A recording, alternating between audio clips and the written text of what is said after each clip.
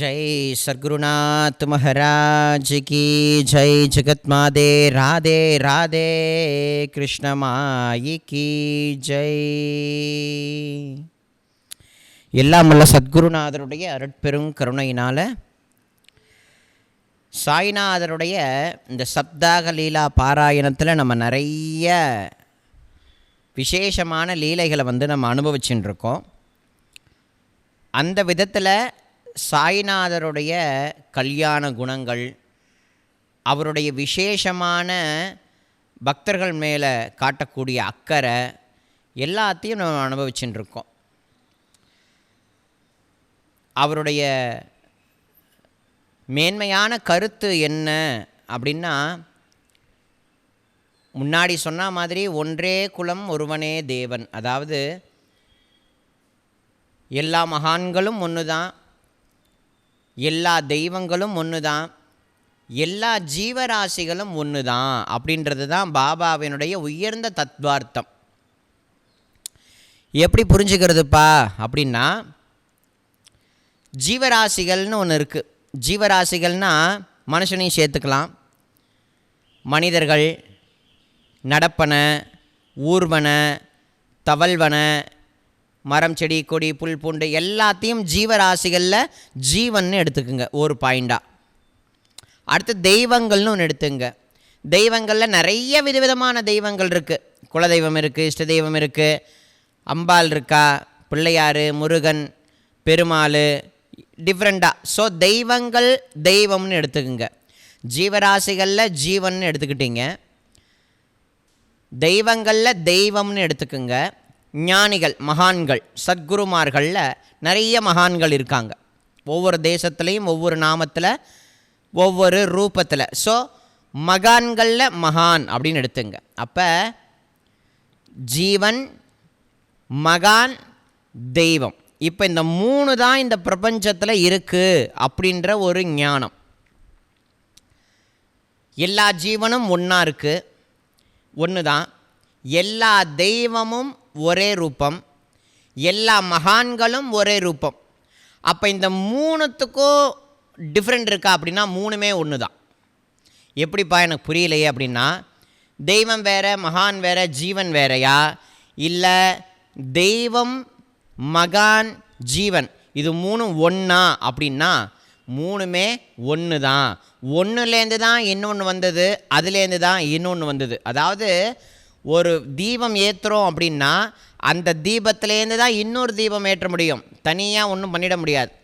அதை போல் விதைன்னு ஒன்று தான் இருக்க முடியும், விதையை நிறைய உருவாக்கிட முடியாது. சொல்கிறது, ஒரு மாமரத்து விதையை நட்டோம் அப்படின்னா அது வளர்ந்து பயிராகி சின்ன செடியாகி அப்புறம் மரமாகி அப்புறம் பூ வச்சு காய்த்து பழங்களாகி அதை மனுஷன் சாப்பிட்றான், திரும்பவும் மண்ணுக்குள்ளே போகுது, திரும்பவும் முளைக்குது. ஸோ இதுதான் ப்ராசஸ். ஆனால் விதைன்றது ஒன்று தான், சூரியன்றது ஒன்று தான், ஆகாசன்றது ஒன்று தான், பூமின்றது ஒன்று தான். ஸோ அதனால் ஒன்று. இதில் ஜீவனுக்கும் தெய்வத்துக்கும் நடுவில் யார் இருக்கான்னா மகான் அப்படின்னு சொல்லக்கூடிய ஒரு ஞானி இருக்கார்.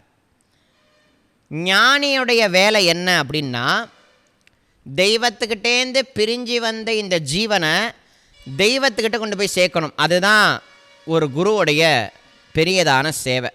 ஆழ்வார்கள், நாயன்மார்கள், பாண்டரங்க பக்தர்கள், சாய்நாதருடைய உயர்ந்ததான மகான்கள், இவங்க எல்லாரும் என்ன பண்ணிக்கிட்டு இருக்காங்க அப்படின்னா, கடைத்தரவே முடியாத நம்மளை மாதிரி ஜீவன்களை, நம்மளுடைய பிறப்பினுடைய ரகசியங்களை நமக்கு உணர்த்தி நமக்குள்ளே இருக்கக்கூடிய அஞ்ஞானத்தை கிளைந்து ஞானத்தை ஊட்டி நம்மளை எங்கே கொண்டு போய் சேர்த்தா திரும்பவும் இந்த ஜீவன் இந்த பூமிக்கு வராதோ அந்த வைகுண்டத்தை, அதாவது அந்த கைலாசத்தில் நம்மளை கொண்டு போய் சேர்ப்பிக்கிற வேலை தான் இந்த மகான்களுடைய வேலை.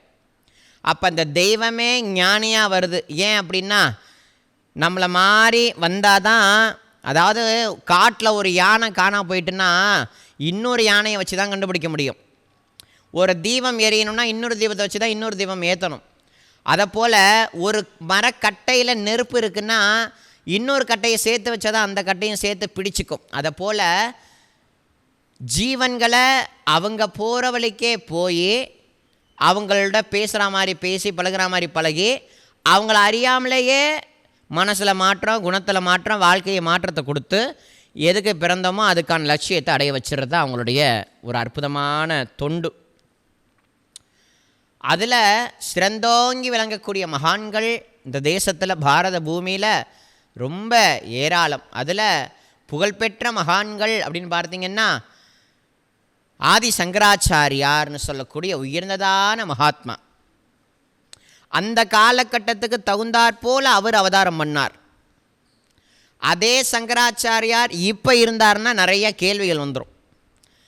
அப்போ ஒவ்வொரு காலகட்டத்துக்கும் தகுந்தாற்போல் எப்படி பகவான் அதர்மம் எப்பமெல்லாம் தலையெடுக்குதோ அப்போ அதர்மத்தை துளைத்தெடுக்க தர்மத்தை காப்பாற்ற நான் ஒவ்வொரு யுகத்திலையும் அவதாரம் பண்ணுவேன்னு பகவான் சொன்னாரோ அதை போல் ஒவ்வொரு யுகம்னு அவர் சொல்லிட்டார். ஆனால் இங்கே என்ன நடக்குது அப்படின்னா அதே பகவான் ஒவ்வொரு யுகம் வேண்டாம், நான் எப்போ வேணாலும் இந்த பூமியில் ஏதோ ஒரு மகான் ரூபத்தில் வந்துடுறேன்னு சொல்லி வேறு வேறு ரூபத்தில் வேறு வேறு நாமத்தில் வேறு வேறு இடங்களில் வேறு வேறு சொரூபத்தில் பகவான் நடமாட ஆரம்பிச்சிட்டான். இந்த ஒரு அற்புதமான விஷயம் என்னென்னா சாயி சச்சரிதத்தில் ஒரு விஷயம் சொல்லப்பட்டிருக்கு. என்னென்னா கிருஷ்ண பரமாத்மா சொல்கிறார், இந்த பிரபஞ்சத்தில் உதிக்கக்கூடிய ஒவ்வொரு ஞானியும் நானே அப்படின்றார். ஒவ்வொரு ஞானிகளும் என் ரூபம் அப்படின்றார். அப்படி இருக்கும் பொழுது ஒவ்வொரு ஞானிகளும் கண்ணனே அப்படின்றத நம்ம ரொம்ப கிளியராக உணரலாம். அப்படி சாய்நாதர் ஷிரடியில் வாழக்கூடிய காலகட்டத்தில் எந்த பக்தர் தன்னை என்னவா பாவிக்கிறாங்களோ அதே பாவத்தோட பாபாவும் அந்த பக்தனுக்கு தரிசனம் கொடுக்கறது. அதில் டாக்டர் பண்டிட் அப்படின்னு சொல்லக்கூடிய ஒரு பக்தர், அவர் அப்போ தான் ஷிரடிக்கு வந்திருக்கார்.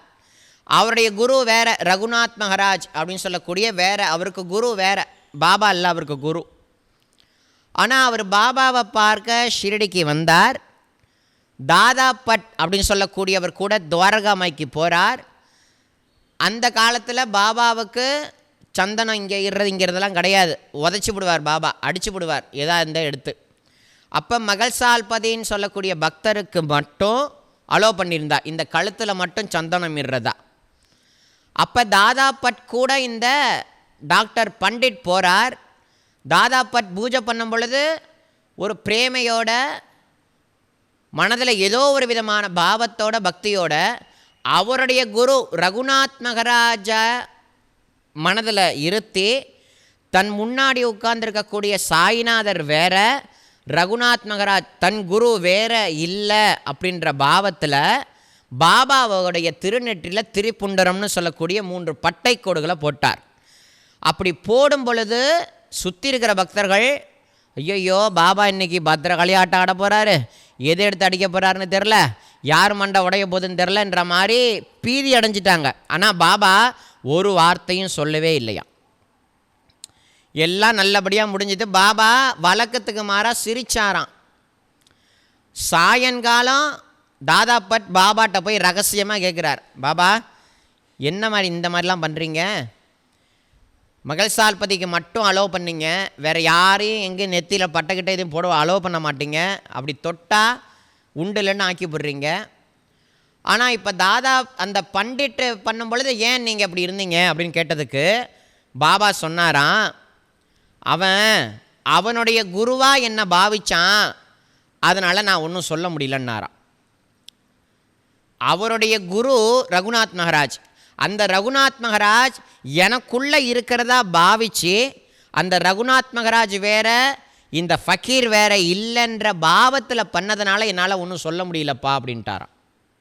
அப்படின்னா ரமண மகரிஷியை வணங்கக்கூடிய பக்தர்களோ வள்ளலாரை வணங்கக்கூடிய பக்தர்களோ எந்த மகான்களை வணங்கக்கூடிய பக்தர்களோ சாய்நாதரை தொழுதா அந்த குருவை வழிபட்டதுக்கே சமமாகுன்ற ஒரு பாவ பக்தி லீலா வினோதத்தை பாபா அந்த இடத்துல எல்லாருக்கும் நிரூபணம் பண்ணி காமிச்சார்.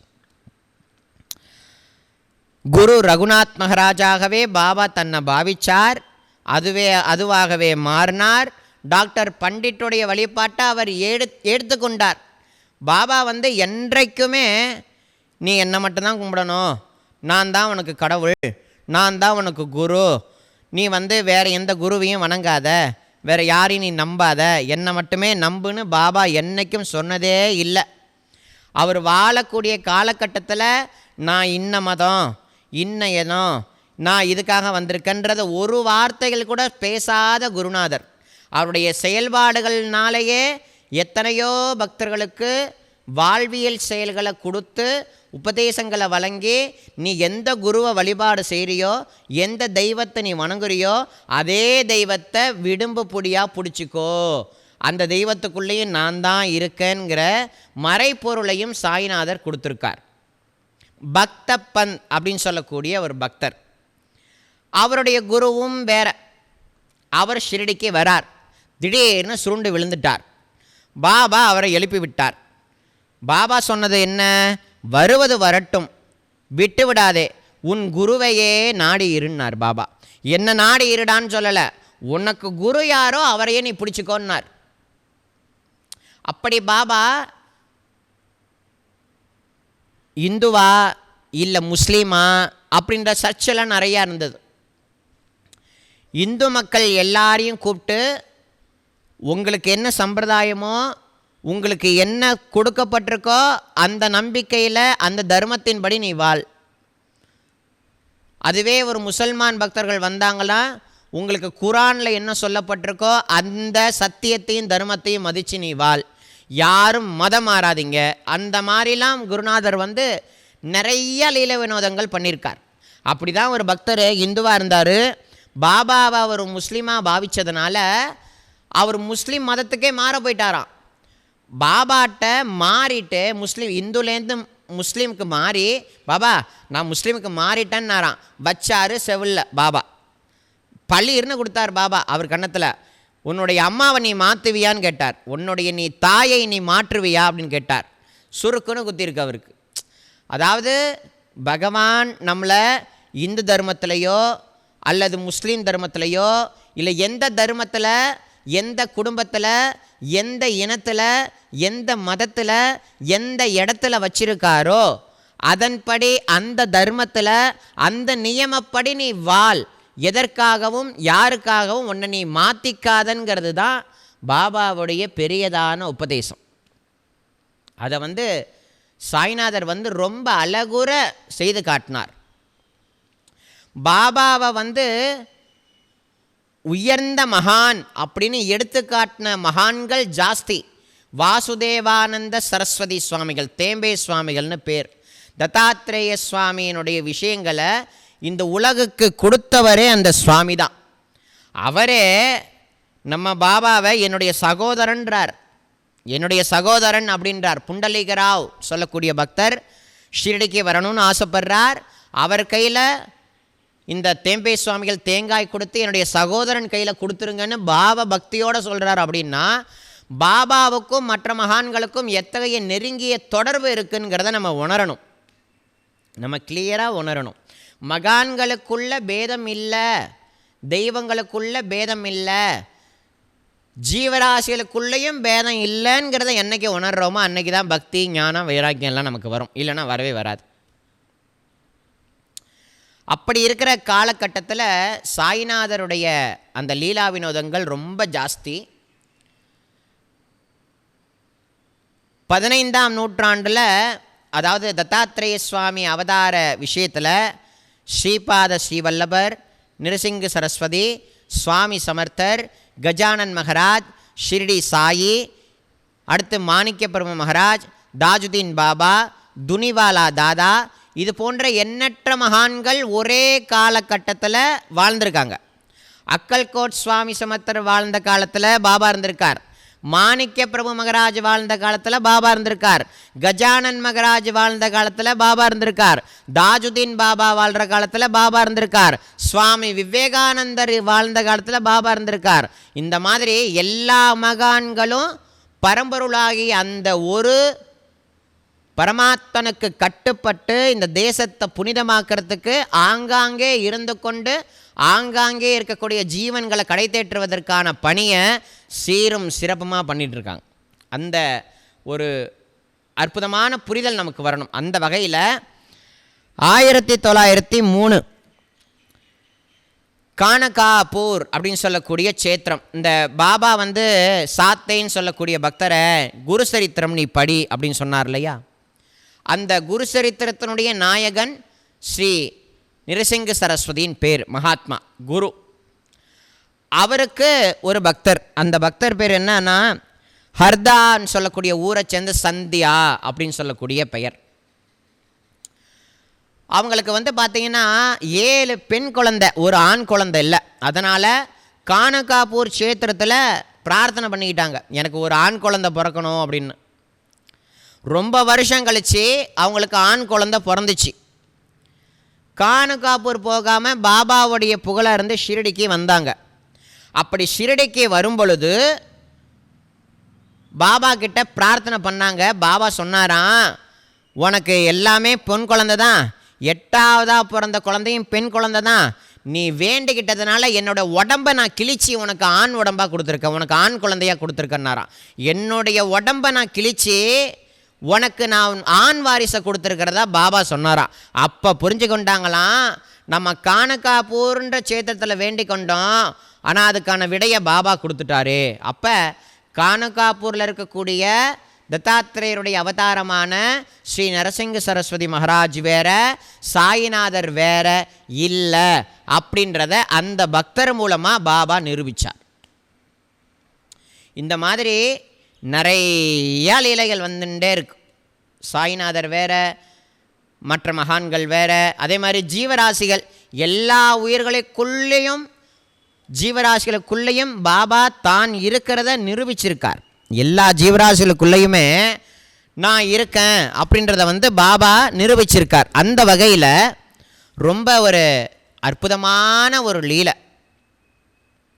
அந்த லீலையை சொல்கிறதுக்கு முன்னாடி ஒரு விஷயத்தை சொல்லிக்கிறேன். இந்த பரம்பரையுடைய ஒரு அம்சமாக வரக்கூடிய மகான்கள் தான் எல்லா ஜீவராசிகளுக்குள்ளேயும் ஆத்மஸ்வரூபமாக இருக்காங்க. அதை உணர்த்தும்படியான ஒரு லீலை. மகான்களுக்குள்ள பேதம் இல்லை. ஒரு முறை தப்போவனத்தில் சத்குரு ஞானானந்தகிரி சுவாமிகள் பேசிகிட்டே இருந்தார். திடீர்னு ஏந்திரிச்சு போய் உள்ளே லாக் பண்ணிட்டார், வரவே இல்லை.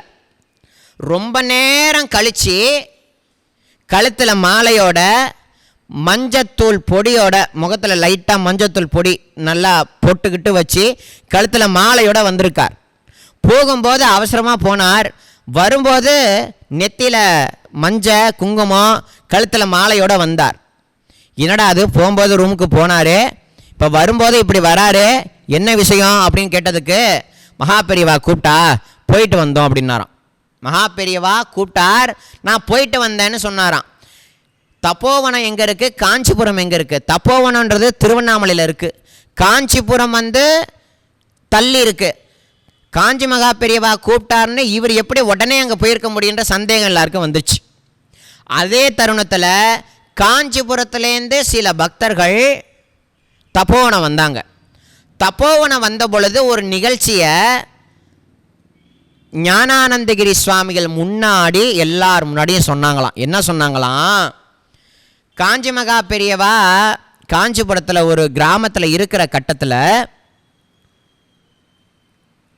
ஞானானந்தகிரி சுவாமிகளை அவர் நினச்சிருக்கார். யாரை? தப்போவனத்தில் இருக்கக்கூடிய பெரியவாளை நினச்சிருக்கார்.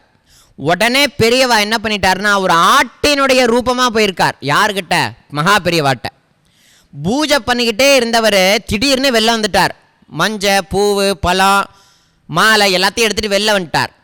அப்போ காஞ்சி மகா பெரியவா பக்தர்களும் ஆச்சரியம், என்னென்னா என்னடா அது, பூஜையை பாதியிலே முடிச்சு எந்திரிக்க மாட்டாரே, பாதியிலே எந்திரிச்சு போகிறாரே அப்படின்ற மாதிரி. வெளியில் பார்த்தா ஒரு ஆடு நல்லா நிற்கிது. அந்த ஆட்டுக்கு காஞ்சி மகா பெரியவா பூ போட்டு மஞ்சள் குங்குமம் வச்சு மாலை போட்டாராம். மாலை போட்டதுக்கு அப்புறமா பூ சொல்லிட்டாராம், அந்த ஆடு போயிட்டான். அதுக்கப்புறமா காஞ்சி மகா பெரியவா சொன்னாராம், சுவாமி பக்தர்கள் கேட்டாங்க, இந்த மாதிரி என்ன ஒரு ஆட்டுக்கெல்லாம் பூஜை பண்ணீங்கன்னு கேட்டாராம். அப்போ மகா பெரியவா சொல்லியிருக்கார், வந்தது யார் தெரியுமோ அப்படின்னாராம். யார் சுவாமி? தப்போவனம் பெரியவா வந்தா அப்படின்னாராம். தப்போவனத்துலேருந்து பெரியவா ஆட்டினுடைய ரூபமாக வந்திருக்கார். அங்கே என்ன ரூமுக்கு போகிறன்ட்டு போனவர் வரும்போது கழுத்து மலையுமா வரார் சுவாமி. அப்போ காஞ்சி மகா பெரியவாளை பார்க்கறதுக்காக ஞானானந்தகிரி சுவாமிகள் ஒரு ஆட்டினுடைய வடிவம் தரிச்சு போகிறார். அப்படின்னா காஞ்சி மகா பெரியவா வஸ்தே தபோவனம் பெரியவா தாழ்த்தின்னு சொல்ல முடியுமானா பாவம் ஆயிடும். மகான்களுக்குள்ள அவங்க எப்படி வேணாலும் இருந்துப்பாங்க, எலியும் புனையமாகவும் இருந்துப்பாங்க, பாம்பும் பள்ளியுமாகவும் இருந்துப்பாங்க, என்ன வேணாலும் அவங்க எப்படி வேணாலும் சம்பாஷணை பண்ணக்கூடிய ஆற்றல் அவங்களுக்கு உண்டு. இதே மாதிரி ஒரு லீலை இது நம்ம கோயம்புத்தூர் நாகசாயி மந்திரில் நடந்த ஒரு லீலை. நாகசாயி மந்திரில் பாபாவுடைய அந்த சொரூபத்தை புட்டபர்த்தி சாய் பாபா பிரதிஷ்டை பண்ணார். அடுத்து பாதுக பிரதிஷ்டை பண்ணணும். யாரை வச்சு நம்ம பாதுக பிரதிஷ்டை பண்ணுறது அப்படின்னு அங்கே இருக்கக்கூடிய ட்ரஸ்டிங்க எல்லாரும் கேட்குறாங்க. யாரையாவது உயர்ந்த மகானை அழைச்சிட்டு வந்து நம்ம பாதுகையை பிரதிஷ்டை பண்ணலாம் அப்படின்றது எண்ணம். யார் இந்த பூமியில் இப்போதைக்கு மகானாக இருக்கிறது அப்படின்னு கேட்கும் பொழுது திருவண்ணாமலை பக்கத்தில் தபோவனத்தில் ஞானானந்தகிரி சுவாமிகள் இருக்காராமே, அவரை கொண்டு பாதுகையை பிரதிஷ்டை பண்ணலாம் அப்படின்னு இங்கே சிந்திக்கிறாங்க. முடிவும் பண்ணிட்டாங்க. முடிவு பண்ணிவிட்டு நாளான்னைக்கு கிளம்பி நம்ம தப்போவனம் போய் பெரியவாளை கூப்பிடலாம் அப்படின்ற மாதிரி நினச்சிக்கிட்டு இருக்காங்க. நினைக்கிற சனத்தில் தப்போவனத்தில் என்ன நடக்குது அப்படின்னா, தப்போவனத்தில் ஞானானந்தகிரி சுவாமிகள் பக்தர்கள் முன்னாடி உட்கார்ந்து பேசின்னு இருக்கார். திடீர்னு உள்ள ஒரு பாம்பு வந்துச்சு. திடீர்னு உள்ள அழகான ஒரு பெரிய பாம்பு. அந்த பாம்பு வந்ததை பார்த்துட்டு மீதி பேர் எல்லாம் ஏந்திரிச்சு நவந்துட்டாங்க. பாம்புன்ட்டாங்க. ஞானானந்தகிரி சுவாமிகள் விட்டு சிரிச்ச முகத்தோடு நின்னார். சிரிச்ச முகத்தோடு இருந்தார். அந்த பாம்பு கிட்ட வந்துச்சு. தப்போவனம் பெரியவா அந்த பாம்பை பார்க்குறார். அந்த பாம்பு தப்போவன பெரியவாளை பார்க்குது. ரெண்டு பேரும் பேசிக்கிறாங்க கண்ணால். கடைசியில் ஞானானந்தகிரி சுவாமிகள் சொன்னாராம், கவலைப்படாதீங்க சுவாமி வரும், நீங்கள் போகலாம் அப்படின்ட்டாராம். கவலைப்படாதீங்க சுவாமி வரும், நீங்கள் போகலாம் அப்படின்ட்டாராம். அந்த பாம்பு வந்த பாம்பு போயிட்டு மறைஞ்சிட்டு. அந்த பாம்பு மறைஞ்ச அரை மணி நேரம் கழித்து கோயம்புத்தூர் நாகசாயி மந்திர் ட்ரஸ்டீஸு தப்போவனம் போய் இறங்குறாங்க. இறங்கி ஞானானந்தகிரி சுவாமிகள்கிட்ட இந்த மாதிரி பிரதிஷ்டை வச்சுருக்கோம், நீங்கள் தான் தலைமை தாங்கி இந்த பிரதிஷ்டை பண்ணணும்னு சொல்கிறதுக்கு முன்னாடியே பாபா இப்போ தான் வந்தார், இப்போ தான் பாம்பு ரூபத்தில் வந்தார், பேசினார், என்னை வர சொல்லி உத்தரவு கொடுத்துருக்கார், ஸோ நான் வந்துடுறேன் கவலைப்படாதீங்கன்னு சொல்லிட்டாராம். அப்போ பாபான்னு சொல்லக்கூடிய சுவாமி தப்போவனம் பெரியவாளை பார்க்குறதுக்கு பாம்பு ரூபத்திலே வரார். அப்படின்னா மகான்கள் எல்லா ரூபத்திலையுமே நடமாடக்கூடிய ஒரு மகான்கள். சாயி சச்சரத்தில் 3வது அத்தியாயத்தில் நம்ம கடைசியில் படிச்சிருப்போம். என்னென்னா, மத்தியானம் ஆரத்தி முடிஞ்சு பாபா எல்லாரையும் போக சொல்லிட்டார். திருப்பி போசனவங்க எல்லாரையும் திரும்பி வர சொன்னார். நீங்கள் எங்கே வேணாலும் போங்க, என்ன வேணாலும் பண்ணுங்க, ஆனால் ஒரு விஷயத்தை மட்டும் நல்லா ஞாபகம் வச்சுக்குங்க, நீங்கள் பேசக்கூடிய எண்ணக்கூடிய நீங்கள் செயல்படக்கூடிய எல்லாம் எனக்கு தெரியும்ங்கிறத மட்டும் ஞாபகம் வச்சுக்குங்கன்னு பாபா சொன்னார். அது மட்டும் இல்லை, இந்த பிரபஞ்சத்தில் இருக்கக்கூடிய பஞ்சமகா பூதம், சூரியன், சந்திரன், ஜடவஸ்து எல்லாத்துலேயும் நான் தான் இருக்கேன், இந்த பிரபஞ்சமே நான் அப்படின்ற மாதிரி பாபா சொன்னார். அதுபோல் இந்த பிரபஞ்சத்தினுடைய ஒரு வடிவமாக இருக்கக்கூடிய ஒரு வஸ்துவாக, பரபிரம்ம அழியாத நித்திய வஸ்துவாக சாயிநாதர் இருக்கார். அப்படிப்பட்ட மகான் எந்த ரூபத்திலையும் எந்த வடிவத்திலையும் நம்மளை நோக்கி வரலாம். அந்த மாதிரியான ஒரு அற்புதமான ஒரு லீலை நாயும் பாபா தான் அப்படின்றதுக்கான ஒரு லீலை. லக்ஷ்மி பாய் அப்படின்னு சொல்லக்கூடிய ஒரு பாபாவினுடைய பக்தர் சாயி சச்சரிதத்தில் நம்ம படிச்சிருப்போம். அப்படி அந்த அம்மா துவாரகாமா கிட்ட வரும்பொழுது அந்த பக்கம் ஒரு நாய் வந்திருக்கு. பாவம், அந்த நாய்க்கு பசி போல் இருக்கு. பாபாவுக்கு தெரிஞ்சு போயிட்டு, ஏன்னா நம்மளாம் பசிக்குதுன்னு கேட்டால் சோறு போடுவாங்க, நாய் வந்து எனக்கு பசிக்குதுன்னு கேட்டால் சோறு போடுவோமா, அடிப்போம் நம்மலாம். அந்த மாதிரி அந்த நாய்க்கு பசிக்குதுன்றதை உணர்ந்து கொண்ட பாபா லக்ஷ்மி பாயை கூப்பிட்டு, எனக்கு ரொம்ப பசிக்குது, நீ என்ன சீக்கிரமாக போய் ரொட்டி செஞ்சு எடுத்துருவான் என்னாராம் பாபா. உடனே ஓடி போய் லக்ஷ்மி பாய் சிண்டே நல்லா சுட சுட பாபாவுக்கு ரொம்ப பிரியமாக கொடுக்கணுமேன்றதுக்காக பக்காவாக பேக் பண்ணி நல்லா செஞ்சு ஸ்வீட்டோட நல்லா ஸ்வீட்டாக செஞ்சு எடுத்துகிட்டு வந்து பாபாட்ட கொடுத்தா பாபா என்ன பண்ணார்னா அதை அப்படியே எடுத்து இந்த நாய்கிட்ட போட்டார். அந்த நாய் நல்லா சாப்பிட்டுச்சு. சாப்பிட்டுட்டு அது பாட்டுக்கு போயிட்டு லக்ஷ்மிபாய் அம்மா கேட்குறாங்க பாபா பார்த்து, பாபா போய் இந்த நாய்க்கு வந்து நீ கேட்டிருக்கிய, எதுக்கு நீ போட்ட? நான் உனக்கு தானே செஞ்சு எடுத்துகிட்டு வந்தேன். இந்த நாய் சாப்பிட்றதுக்கு நான் செஞ்சேன். இப்படி நாய் சாப்பிட்றதுக்குன்னு சொன்னேன்னா நான் பழசு ஏதாவது எடுத்து வந்து போட்டிருப்பேன்ல அப்படின்னு சொன்னதுக்கு பாபா சொன்னாராம், அந்த நாய் வேற நான் வேற கிடையாது, நானும் அந்த நாய் ஒன்று தான்னாராம். அந்த நாய் வேற நான் வேற இல்லை, நாயும் நானும் ஒன்றுன்னாராம் பாபா. இந்த உலகத்தில் பசின்னு ஒன்று உன்கிட்ட வந்து எனக்கு பசிக்குதுன்னு ஒன்று யாராவது கேட்டாங்கன்னா அவங்களுக்கு நீ ஆகாரம் வாங்கி கொடுத்து அந்த ஆகாரத்தை அவங்க சாப்பிட்டாங்கன்னா அந்த வாய் அவங்க வாய் இல்லை, என் வாயின்னாராம் பாபா. அப்போ உலகத்தில் இருக்கக்கூடிய எந்த ஜீவராசி பசி தாகம்னு வந்து உன் முன்னாடி நின்னா அந்த பசி தாகத்தை நீ தீர்த்தினா என் பசியை போக்குனதுக்கு சமம்ன்றார் பாபா. அப்படின்னா பாபான்னு சொல்லக்கூடிய சுவாமி எல்லா ஜீவராசிகளுக்குள்ளேயும், எறும்புக்குள்ளேயும் அவர் தான் இருக்கார், கல்லுக்குள்ள மறைந்திருக்கக்கூடிய தேரைக்குள்ளேயும் பாபா தான் இருக்கார், பாம்புக்குள்ளேயும் பாபா தான் இருக்கார். பாலாஜி நவாஸ்கர் பாட்டில் ஒரு முறை ஒரு வீட்டில் தூங்குறார், ஒரு மாட்டு கொட்டகையில் தூங்குறார். திடீர்னு அடுத்த ராத்திரியில் புசு புசுன்னு ஒரு சவுண்டு. பார்த்தா பாம்பு. பாம்பை கண்டா படையே நடுங்குன்பாங்க. அப்போ சுற்றி இருந்தவங்க எல்லாரும் பயந்தாங்க. அப்போ பாலாஜி நவாஸ்கர் பாட்டில் மட்டும், ஓ பாபா பாம்பா வந்து என்னை பயமுடுத்துறியா, பசிக்குதா உனக்கு அப்படின்னு சொல்லி பாம்பு ரூபத்தில் வந்த அந்த பாபாவுக்கு இந்த பாலாஜி நவாஸ்கர் பாட்டில் கொஞ்சம் கூட துளி கூட பயம் இல்லாமல் பால் வச்சார். அந்த பாலையும் குடிச்சிட்டு காணா போயிட்டு அந்த பாம்பு. அப்படின்னா பாபான்னு சொல்லக்கூடிய சுவாமி எந்த ரூபத்திலையும் இருக்கார், மனுஷ ஸ்வரூபத்திலையும் இருக்கார், ஏழை ரூபத்திலையும் இருக்கார், பிச்சைக்கார ரூபத்திலையும் இருக்கார், நாய் ரூபத்திலையும் இருக்கார், ஒரு நொண்டி ரூபத்திலையும் இருக்கார், முடவன் ரூபத்திலையும் இருக்கார், தொழுநோயாளி அடியார் ரூபத்திலையும் இருக்கார், ஒரு சன்னியாசி ரூபத்திலையும் இருக்கார். அப்படின்றத உணரணும். மரம் செடி கொடி புல் புண்டை நீ, அதாவது இந்த கண்களால் நீ இந்த பிரபஞ்சத்தில் ஏதோ ஒரு உயிரை ஜீவராசியை பார்க்கிறீ இல்லையா, அத்தனை ஜீவராசிகளுக்குள்ளேயும் அவர் தான் இருக்காருன்றத ஆணித்தரமாக நம்ம நம்பணும். ஃபார் எக்ஸாம்பிள் பிரகலாதன் எங்கும் ஸ்ரீ ஹரியை தவிர வேற யாரையும் காணலை. எல்லா இடங்கள்லையும் ஸ்ரீமன் நாராயணனையே கண்டார். அவங்க அப்பா ஹிரண்யகசிபு, டே உன் ஹரி எங்கடா இருக்கான்னு கேட்கும் பொழுது இந்த தூணில் இருக்கார் அப்படின்னு அடித்து சொன்னார். தூணு பிளந்தது, வந்தார் ஸ்ரீஹரி, நரசிம்ம அவதாரம் எடுத்தார். அதை மாதிரி நம்ம வீட்டில் பல் விளக்குறதுலேருந்து நம்ம பயன்படுத்தக்கூடிய ஒவ்வொரு பொருளையும், செருப்பில் கூட எல்லா வஸ்துக்குள்ளேயும் தெய்வமும் குருநாதனும் இருக்காங்க. அந்த பரவஸ்து அதுக்குள்ள அடக்கம் இருக்குங்கிற ஒரு நன்றி நமக்கு அவசியம் இருக்கணுங்கிறது தான் மகான்கள் காட்டக்கூடிய ஒரு லீலை. அதில் தர்கட் அப்படின்னு சொல்லக்கூடிய ஒரு அம்மா, பாவம் அந்த அம்மா மத்தியானம் பசி தாங்க முடியாமல் சாப்பிட உட்காந்துருக்கு. அந்த நேரம் பார்த்து ஒரு நாய் வல்லுன்னு குலைச்சிருக்கு. ஐயோ பாவம் யார் போடுவான்னு சொல்லி அந்த அம்மா தான் சாப்பிட்டதுலேருந்து கொஞ்சம் அள்ளி போட்டிருக்கு. நாய் சாப்பிட்டுட்டு போயிட்டு பாபாவை பார்க்க அந்த அம்மா வந்திருக்காங்க. பாபா அடுத்த க்ஷணம் அந்த அம்மா சொன்னாராம், அம்மா நீ போட்ட சாப்பாடு எனக்கு ரொம்ப திருப்தியாக இருக்குது, தபார் ஏப்பம் கூட விட்றேன், எனக்கு ரொம்ப சந்தோஷம். அந்த மாதிரி யார் பசியோடு இருந்தாலும் அவங்களுக்கு முதல்ல நீ சாப்பாடு கொடுத்துட்டு நீ அப்புறமா சாப்பிட்டீன்னா அதுதாம்மா எனக்கு செய்யக்கூடிய பெரியதான சேவை அப்படின்றத பாபா சொன்னாராம்.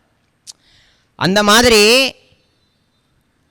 கப்பர்டே அப்படின்னு சொல்லக்கூடிய அவங்களுடைய ஒரு மனைவி, அந்த அம்மா பாபாவை வந்து, பாபா ஷிரடியில் தங்கியிருக்காங்க, கப்பர்டே ஷிரடியில் தங்கியிருக்காங்க. தான் இருக்கக்கூடிய இடத்துக்கே பாபா வந்து சாப்பிடணும்னு அவங்களுக்கு ஒரு ஆசை, இச்சை. பாபாவை டார்ச்சர் பண்ணியிருக்காங்க. பாபா இன்றைக்கி எங்கள் வீட்டில் நீங்கள் சாப்பிடுவாங்க, நான் இருக்கிற இடத்துக்கு நீங்கள் சாப்பிடுவாங்கன்னு பாபாவை டார்ச்சர் பண்ணியிருக்காங்க. பாபா ஒரு நாள் பார்த்தார், நான் வரேன் நீ போன்ட்டார். நான் வரேன் நீ போ அப்படின்ட்டார். நல்லா பாபாவுக்கு பார்த்து சமைக்கிறாங்க. சாய்நாதருக்கு பார்த்து பார்த்து அந்த கப்பர்ட்டே சொல்லக்கூடிய அவங்களுடைய மனைவி சமைக்கிறாங்க. சமைச்சிக்கிட்டே இருக்கும் பொழுது ஒரு நாய்க்குட்டி, ஒரே நாய்க்குட்டி, அந்த நாய்க்குட்டியானது என்ன பண்ணுது, பாபாக்குன்னு சமைச்சு வச்ச ஒரு விஷயத்த சாப்பிடலான்னு ஆசையாக ஓடி வருது.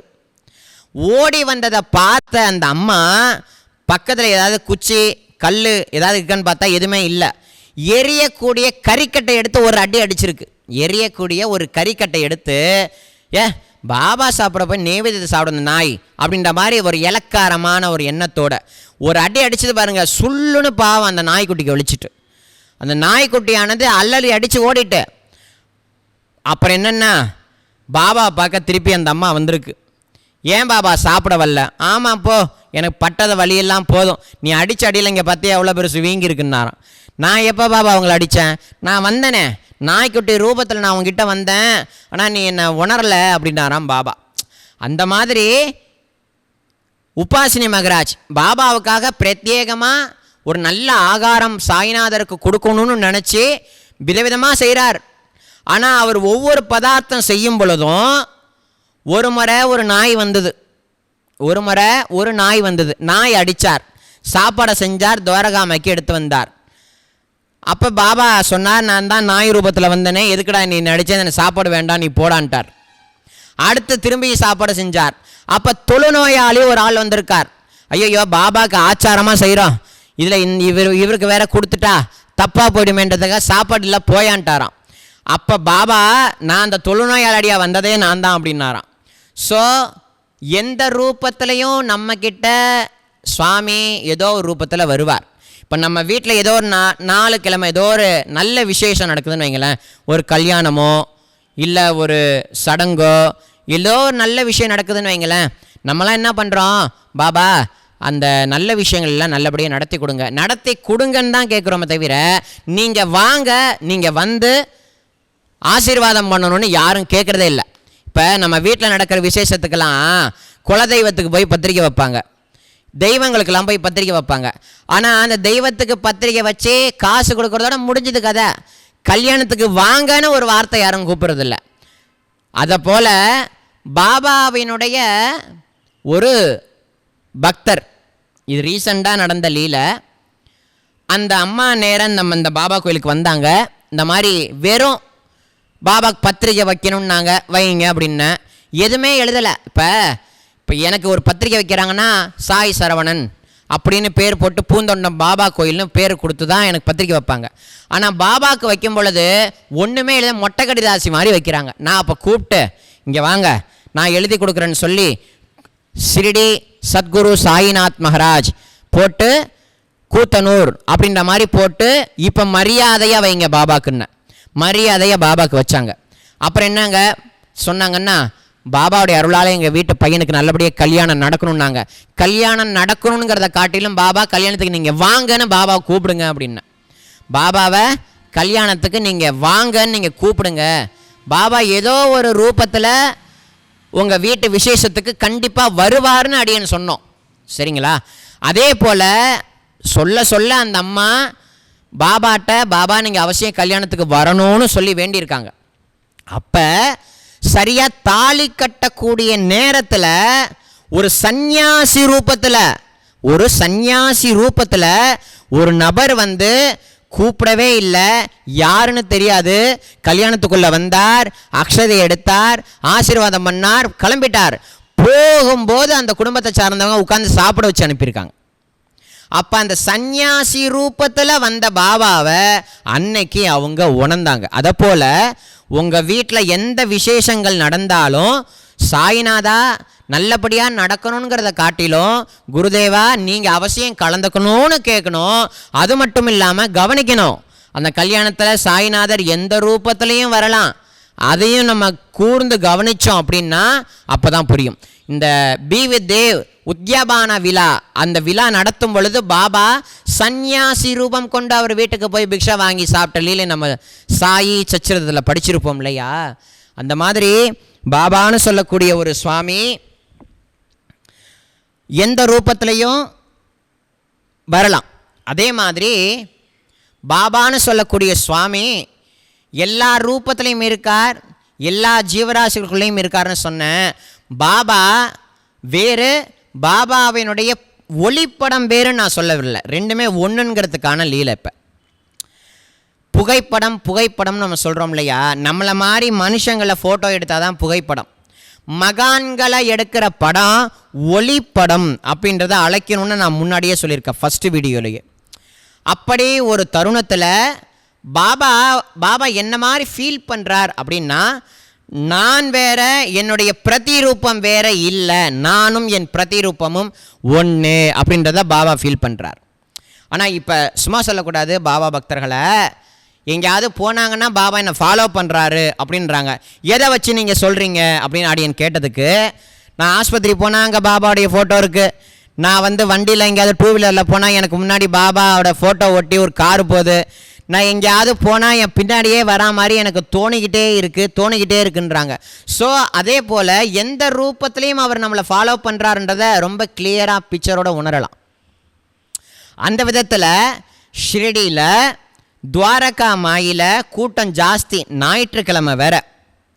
பாபாவை பார்க்க ஆயிரம் மக்கள் வராங்க. அப்படி வரும் பொழுது பாபாவுடைய பிரதிரூபம், ஒளி ரூபம் நிறைய வியாபாரம்.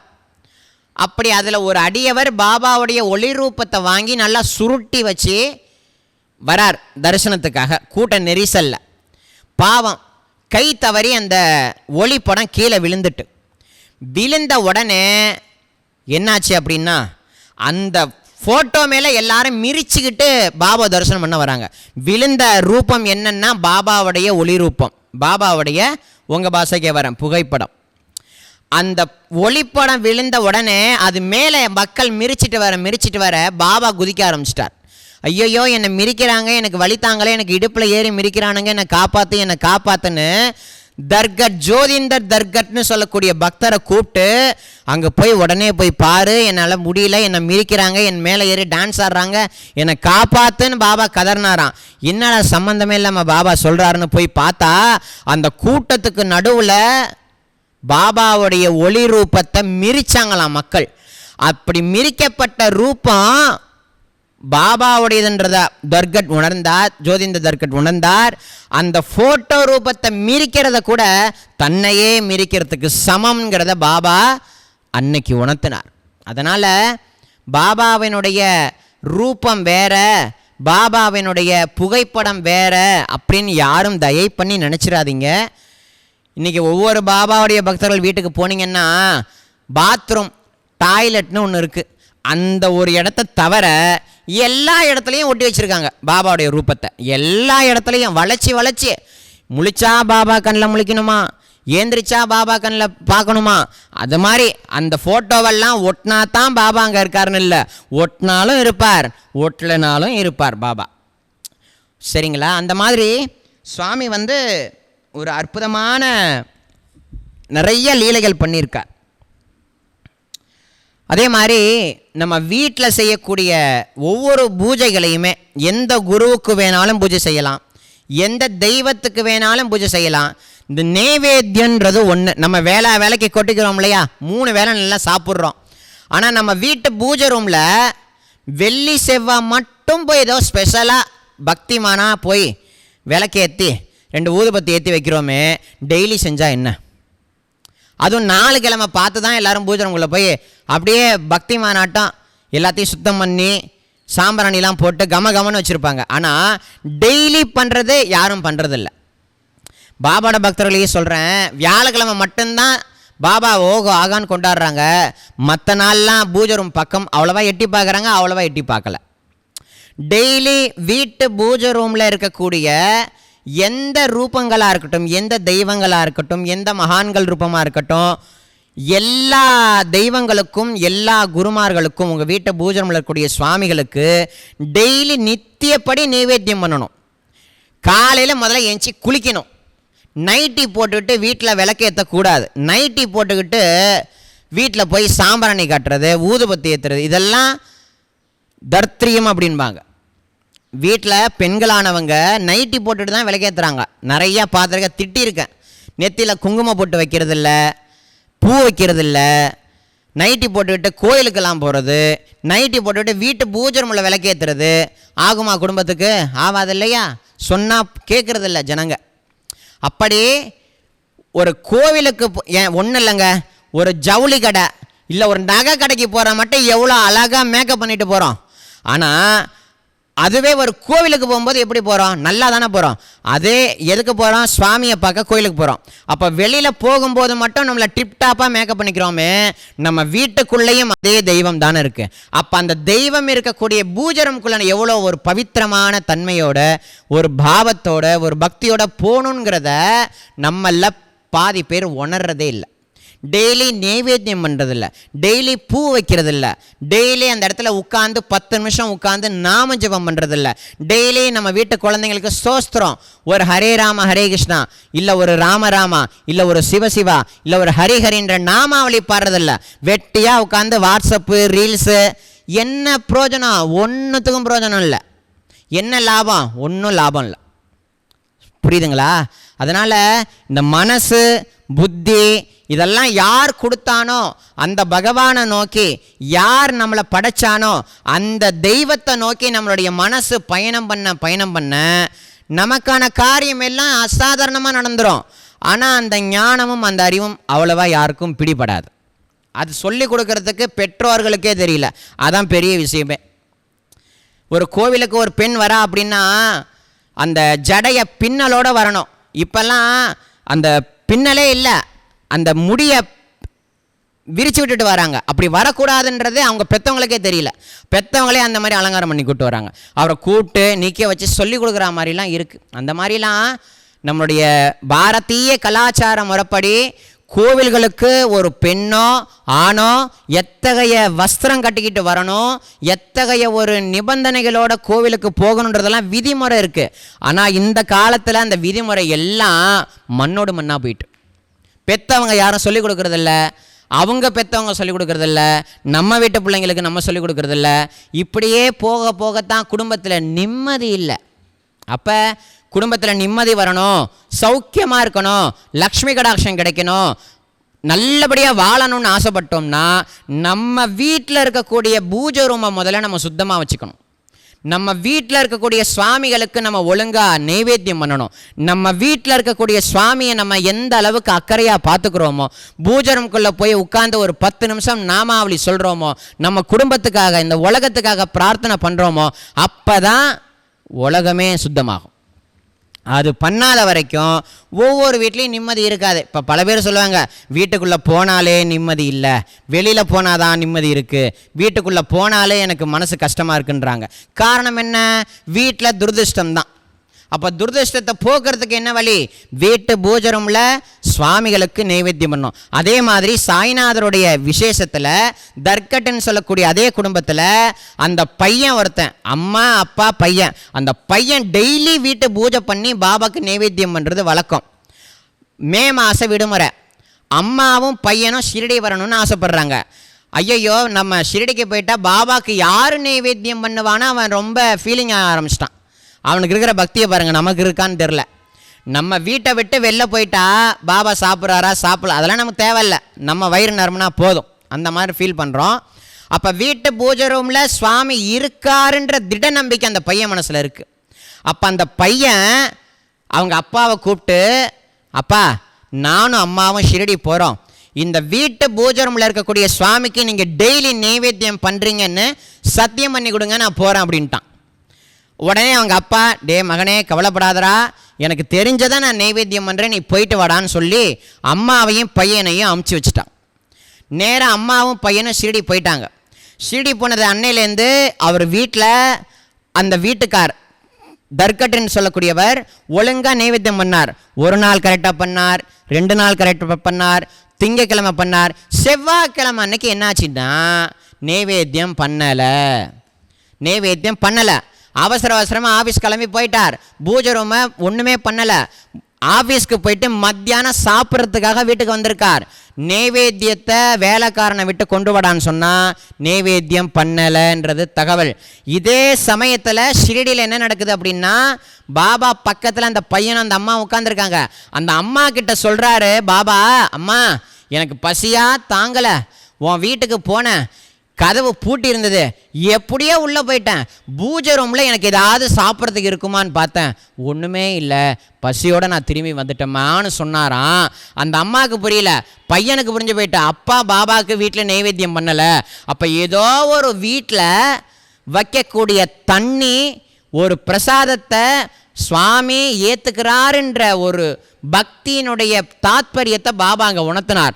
உடனே அந்த பையன் அப்பாவுக்கு லெட்ரு போடுறான், அப்பா ஏன்பா அப்படி பண்ண, பாபாவுக்கு ஏன்பா நைவேத்தியம் பண்ணல அப்படின்னு கம்ப்ளைண்ட் லெட்டர் எழுதுறான். அங்கேருந்து இங்கே லெட்டர் எழுதுறாரு அவங்க அப்பா, மகனே நான் மறந்துட்டேன்டா, அபச்சாரம் பண்ணிட்டேன்டா அப்படின்னு சொல்லி. ஸோ 2 பேருடைய லெட்டரும் கைமாறுது. இதே மாதிரி ஒரு லீலை மகான்களுடைய ரூபம் இல்லாத ஒரு காலத்தில் சத்குரு ஞானானந்தகிரி சுவாமிகளுடைய பிரதிரூபம் நியூஸ் பேப்பரில் ஏதோ ஒரு இடத்துல கீழே விழுந்து கிடச்சிருக்கு ஒரு தம்பிக்கு, நல்ல ஒரு இளைஞன். அந்த இளைஞன் பார்த்தா அந்த ஃபோட்டோ ரொம்ப பிடிச்சி போயிட்டு, இந்த தாத்தா பார்க்க ரொம்ப அழகாக இருக்காரு, வளவலன்னு இருக்காரு, இவரை கும்பிடலான்னு தோணுதுன்றதுக்காக. ஏன்னா மகான்களுடைய ரூபம் அந்த மாதிரி அற்புதமானது, மனசை வந்து அப்படி ஈர்த்தெழுத்துறோம் அந்த ரூபம். அப்படியே அந்த சின்ன காகித ஒரு நியூஸ் பேப்பரில் இருந்த ஒரு குருவுடைய ஃபோட்டோவை கிழிச்சு வீட்டு பூஜை ரூமில் அதை ஒட்டி டெய்லி பால் நைவேத்தியம் பண்ணுறது, டெய்லி ஊதுபத்தி, பூவு, பால், பழம்லாம் நைவேத்தியம் பண்ணிகிட்டே இருக்கான். ரொம்ப நாள் நடந்துட்டுருக்கு. அப்போ ஒரு நாள் அவனுடைய மனசில் ஒரு ஏக்கம், சுவாமி நீங்கள் எந்த ஊருன்னு எனக்கு தெரியல, நான் உங்களை தரிசிக்கணும்னு ஆசைப்பட்றேன், நீங்கள் எங்கே இருக்கீங்கன்னு எனக்கு தெரியல, எனக்கு கிருபை பண்ணுங்க, நான் உங்களை தரிசிக்கணும்னு சொல்லி அவன் ஏக்கம் கொள்கிறான். இவன் அங்கே ஏக்கம் கொள்ளும் பொழுது தப்போவனம் திருவண்ணாமலையிலேருந்து சாமி கிளம்புறார் கேரளா பக்கம் வேற ஒரு ப்ரோக்ராமுக்கு போகிற வழியில் ஒரு சந்துக்குள்ளே விட சொன்னார் வண்டியை. நேராக அந்த வண்டி போச்சு, கடன்னு சாமி இறங்கினார். பையன் வீட்டில் இருந்தான் பாருங்க, வீட்டுக்குள்ளே திடீர்னு வந்துட்டார். இவ்வளோ வருஷமாக இவ்வளோ நாளாக எந்த ஒரு சுவாமி தாத்தா ஃபோட்டோவை வச்சு வணங்கினானோ அந்த பையன் வீட்டுக்கு உண்மையாகவே இந்த குரு போயிட்டார்.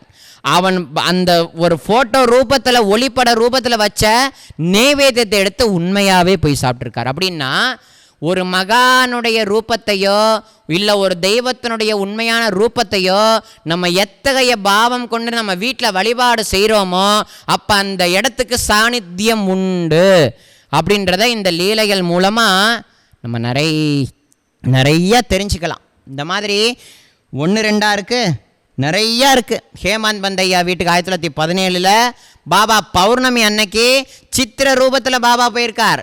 அது என்ன, ஒரு ஜடவஸ்துக்குள்ளேயும் தான் இருக்கிறதா பாபா சொல்கிறார் இல்லையா. அந்த மாதிரி எல்லா ஜீவராசிகளுக்குள்ளேயும் எல்லா ஜடவஸ்துக்களுக்குள்ளேயும் இந்த பஞ்சமகா பூதங்களுக்குள்ளேயும் சூரியனுக்குள்ளேயும் சந்திரனுக்குள்ளேயும் எல்லாத்துக்குள்ளேயும் இருக்கக்கூடிய ஒரே ஆத்மஸ்வரூபம் என்னன்னா சத்குருநாதர் தான். அதே சத்குருநாதர் தான் வேற வேற தேசத்தில் வேற வேற ஊர்களில் வேற வேற நாமத்தில் வேற வேற ரூபத்தில் இருக்கார். அதே மாதிரி எல்லா தெய்வங்களும் எல்லா மகான்களும் எல்லா ஜீவன்களும் ஒன்று, அந்த தாத்பரியத்தை உணர்விக்கும் பொருட்டு எல்லா ஜீவராசிகளுக்குடைய ஹிருதயத்தில் இருக்கக்கூடிய அஜ்ஞான அழுக்க நீக்க சச்சிதானந்த சத்குருநாதனாக சாயிநாதர் இன்னைக்கு நம்மளோட வாழ்ந்துட்டுருக்கார். சாயி அவருடைய லீலைகளை சொல்கிறது, கேட்கக்கூடியது, ஸ்மரணம் பண்ணுறது, நினைக்கிறது எல்லாமே பூர்வ ஜென்ம புண்ணியம். நமக்கு எல்லா விதமான ஐஸ்வர்யங்களையும் அது கொடுத்துரும், மோட்சத்தையும் கொடுத்துருங்கிறது பரமசத்தியம். ஆகையினால அடுத்த பதிவில் நம்ம சுவாமியுடைய இன்னும் பலவிதமான லீலைகளை அனுபவிப்போம். எல்லாருக்கும் குருநாதருடைய அனுகிரகமும் ஜெகத்மாதா அன்னை ராதாகிருஷ்ணமாயினுடைய அந்த அனுகிரகமும் கிடைக்கணுங்கிறதையும் பிரார்த்தனை பண்ணிக்கொண்டு இந்த சத்சங்கத்தை அடியன் பூர்த்தி பண்ணிக்கிறேன். நாளைக்கு சந்திப்போம். ஓம் சாய்ராம்.